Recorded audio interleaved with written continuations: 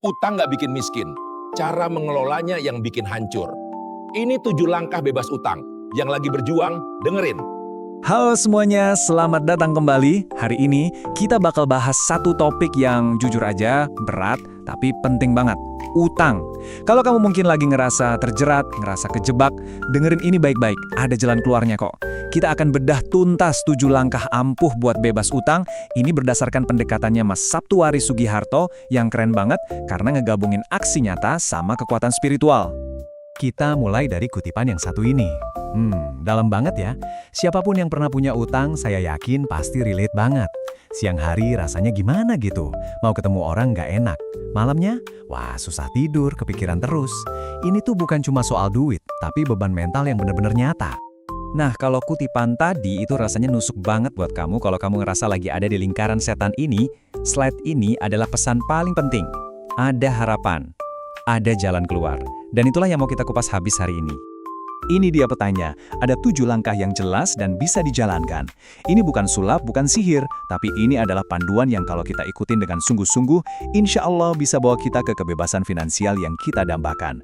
Yuk kita mulai dari yang pertama. Nah, yang menarik banget dari metode ini tuh, perjalanannya nggak dimulai dari ngitungin angka di rekening bank, sama sekali bukan. Perjalanannya justru dimulai dari dalam diri kita sendiri. 2 langkah pertama ini soal mengubah mindset dan spiritual kita secara fundamental. Ini fondasinya. Langkah pertama, tobat. Ini bukan cuma sekedar bilang, aduh nyesel. Ini adalah pengakuan yang tulus di hadapan Tuhan. Ngakuin kesalahan kita, dan benar-benar minta ampun. Intinya, kita ambil tanggung jawab penuh dan memohon supaya jalan kita dipermudah. Karena katanya, kalau kita ngerasa berdosa tapi cuek aja, ya kesulitan bakal datang terus. Dan ini ibaratnya adalah janjinya. Istighfar atau rutin minta ampun itu diyakini bukan cuma menghapus dosa, tapi juga bisa membuka pintu solusi dan rezeki dari arah yang nggak kita duga-duga. Ini kunci spiritual pertama yang harus kita pegang erat-erat. Langkah kedua adalah komitmen. Coba deh, lihat bedanya di slide ini. Di kiri, itu pola pikir lama. Gali lubang, tutup lubang, nyalahin keadaan. Di kanan, itu keputusan yang tegas. Saya nggak akan ngutang lagi, titik. Ini bukan lagi sekedar pengen lunas, tapi udah jadi sebuah sumpah pada diri sendiri untuk memutus rantainya. Oke, setelah fondasi mental dan spiritualnya kuat, sekarang waktunya masuk ke aksi nyata yang, ya, mungkin bakal terasa sakit. Disinilah pengorbanan yang sesungguhnya dimulai. Ini langkah-langkah yang keras, tapi wajib banget dilakuin. Ada 2 tindakan finansial yang nggak bisa ditawar. Pertama, jual aset. Apapun itu yang bisa dijadiin uang untuk ngurangin pokok utang, lepasin. Kedua, bayar cicilan lebih dari jumlah minimumnya. Tunda dulu semua kesenangan. Semua dana ekstra langsung tembakin buat ngurangin pokok utang. Makin cepat pokoknya habis, makin enteng beban kita. Slide ini, kata-katanya Mas Saptuari, nampol banget. Makan tuh gaya. Seringkali kita tuh terbelenggu sama aset yang sebenarnya malah makan kita hidup-hidup. Kita pertahanin demi gengsi, demi gaya hidup. Tapi pertanyaannya, sepadan nggak sih sama gelisah tiap malam? Ini ajakan buat kita jujur sama diri sendiri.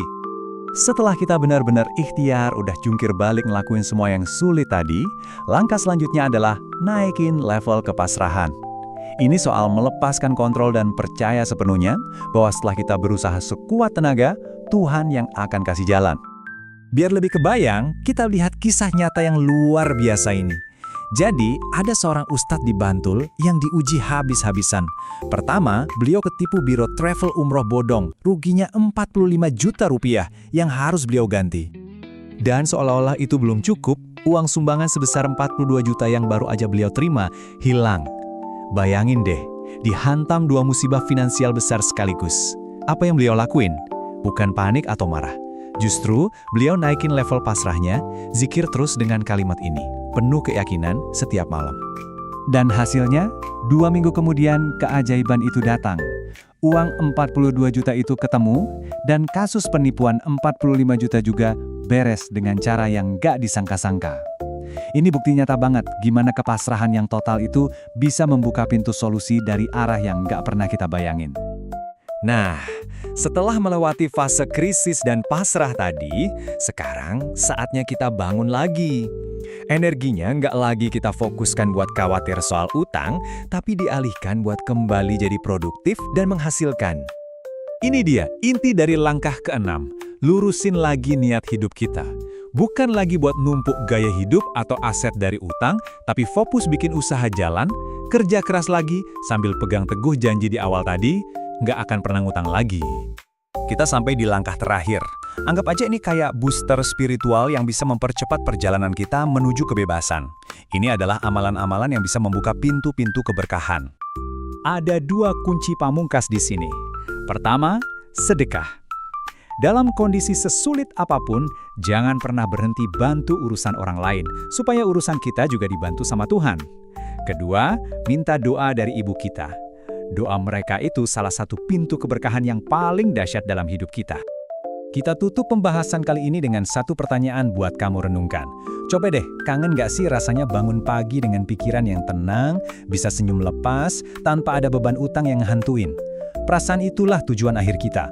Semoga 7 langkah ini bisa jadi peta jalan buat kamu untuk kembali merasakan kebebasan yang sejati itu. Gimana penjelasannya? Jangan lupa like, share, dan follow channel ini ya.